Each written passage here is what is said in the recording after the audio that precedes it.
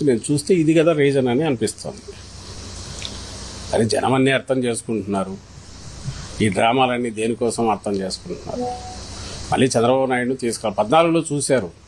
14లో ఇదే పవన్ కళ్యాణ్ చంద్రబాబు నాయుడుకి సపోర్ట్ చేశాడు. ఇదే బీజేపీ పవన్ కళ్యాణ్ ఇద్దరు కలిసి సపోర్ట్ చేసి కూర్చోబెట్టారు. ఏం చేశారు ఆ తర్వాత చంద్రబాబు నాయుడు? ఎలా రాచిరంపాల పెట్టాడో వాళ్ళందరినీ గుర్తులేదా?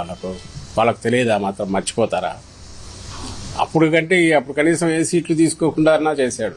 ఈసారి సీట్లు కొన్ని తీసుకొని ఆ సీట్లలో కూడా తెలుగుదేశం పార్టీ వాళ్ళకి ఇచ్చి దాదాపు బహుశా బాండెడ్ లేబర్ కంటే అన్యాయంగా